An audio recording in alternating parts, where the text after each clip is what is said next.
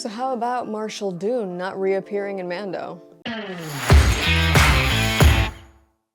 Hi y'all, Snarky J Cosplay here. As you all know, season 3 of The Mandalorian officially kicked off this week, but there's a very major and notable character missing. Of course, this is none other than Marshall Cara Dune. We were introduced to her in season 1 of The Mandalorian, and she quickly became a fan favorite. Perhaps the biggest reason for why she was such a fan favorite is that she's actually a bad bitch. And she was actually destined to get her own series about her work as a marshal later on in the show. But of course, all of this fan love and plans for her own series were completely dashed by the fact that Gina Carano is an outspoken person on Twitter. Now, in this video, I'm not gonna tell you how to think. I'm not even gonna tell you how I personally feel about what she said or didn't say on Twitter. But I do want to talk a little bit about what her firing meant to the show and what it also means in terms of the media. Spoiler warning, it turns out that in the first episode of season 3 of The Mandalorian, they give the explanation for Cara Dune's absence. After having assisted in bringing in Moff Gideon, Cara Dune was promoted to a Special Forces task force, essentially no longer able to complete her duties as Marshal of Navarro,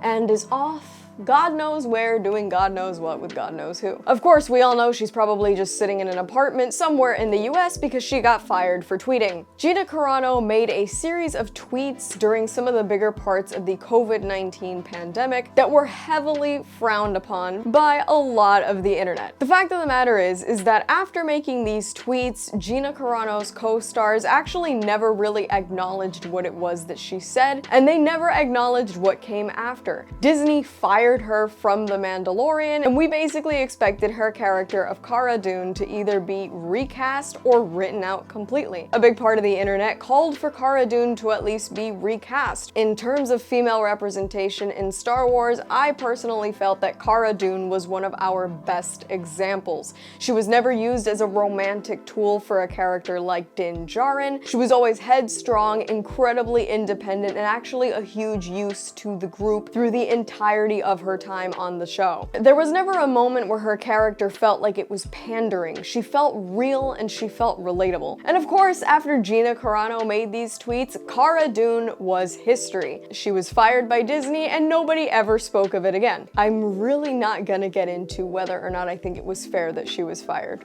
I'm gonna leave that up to you. That is your opinion, the viewer's opinion. That's all you. What I think sucks is that because of what an actor said, we lost an incredibly powerful, incredibly relatable character in Star Wars, and we lost somebody who was gonna be a great role model to girls and children watching the show pretty much anywhere. The Mandalorian has become a huge success for Disney. By the time Cara was written out, it was already a global phenomenon, and now there's one less brave, strong woman in the show, and there's one less show surrounding a brave, strong woman because her show got canned. I think it's a bummer because I miss this character. I really do. It made me so sad to not see her show up in the streets of Navarro of season 3 of The Mandalorian, and it's even sadder knowing that she's not getting her own show. But what's been on my mind is that this woman made some tweets that were considered unsavory by many, and she was punished for it. She lost her job, she no longer works for Disney, Disney wants nothing to do with her, and her entire character was written out and basically made to disappear. But you look at a fella like Ezra Miller, who has been charged with real crimes, has been caught on video choking fans and being a general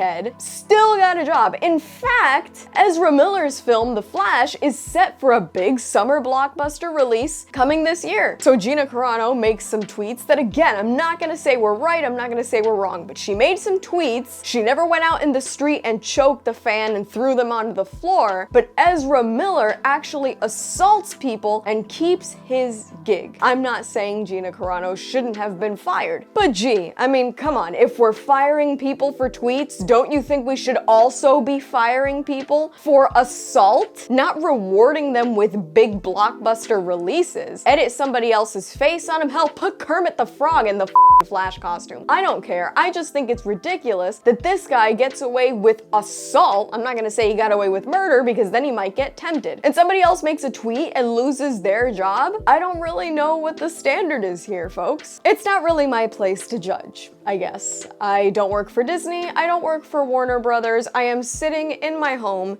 in a Cara Dune cosplay. If I can keep Cara Dune alive somehow, I guess I will. I find it really interesting how they were willing to fire Gina Carano, but not willing to recast her character and keep that strong female icon within Star Wars for fans for years to come. You know, we can probably look forward to Ezra Miller still attacking people in the streets, but at least we don't have to worry about Gina Carano on Twitter anymore. And that's all from me. I've been Snarky J. Thank you so much for watching. Please don't forget to like and subscribe, and let me know your thoughts on Cara Dune being written out of The Mandalorian in the comments below.